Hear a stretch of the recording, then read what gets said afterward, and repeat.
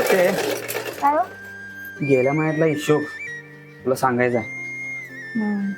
अहो, तुम्ही आता मला का सांगालाय? मी ऐकून काय करणार आहे ते? तुम्ही काय कुठं वायफळ खर्च करणार आहे काय? आणि आपल्यासाठीच तर खर्च करणार आहे तुम्ही.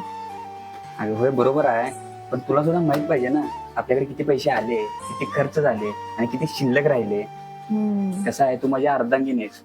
माझ्या प्रत्येक निर्णयात, म्हणजे प्रत्येक गोष्टीत तू सहभागी व्हायलाच पाहिजे. अहो, तुम्हाला साधं बडीशोप खायचं व्यसन नाही आणि मी काय विचारू तुम्हाला खर्च? आणि कसं आहे माहिती आहे का स्वाती, मी अशी कितीतरी उदाहरणं बघितलं की घरची बाई राब राब राबत असते, पण जी घरातली माणसं असतात ना तिला काही ठांगच लागू देत नाही, ती फक्त राबत असते. मग एक वेळ तिच्या मनात असा प्रश्न येतोय की अजून काम करायचे किती?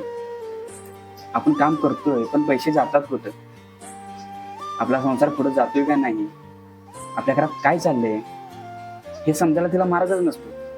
मग अशा वेळी काय होते, ती आपला संसार फुलवण्याचं स्वप्न सोडून देते. मग तिथूनच आपल्या संसाराला घेणे तर ती कळायला लागते. घरात वादविवाद वाढतात, घरात अशांतता वाढीस लागते. आणि स्वाती, तू सुद्धा हे टेलरिंग काम करून 4 पैसे आपल्या संसाराला लावते. मग तुला सुद्धा हक्क पाहिजे ना की आपले पैसे कुठे जातात, आपल्या घरात काय चाललंय हे तुलाही माहित पाहिजे.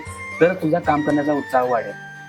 आणि माझं स्वतःच असं मत आहे की कुटुंब छोटं असो किंवा मोठं असो, आपल्या घरातल्या प्रत्येक सदस्याला आपल्या घरातली प्रत्येक गोष्ट, प्रत्येक निर्णय हा त्याला माहीत असावा.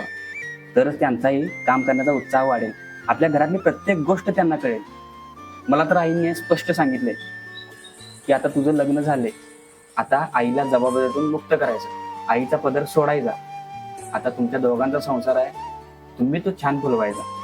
म्हणून आपल्या दोघांना घरातल्या सगळ्या गोष्टी माहीत असल्या तरच आपला संसाराचा गाडा छान पुढे जाईल आणि आपला संसार छान असा वटवृक्षासारखा फुलेल. बरोबर आहे हो. तुम्ही काय आता माझं ऐकणार नाही. त्यापेक्षा मला सांगाच हिशोब काय काय आहे ते. म्हणून मग ते बघ,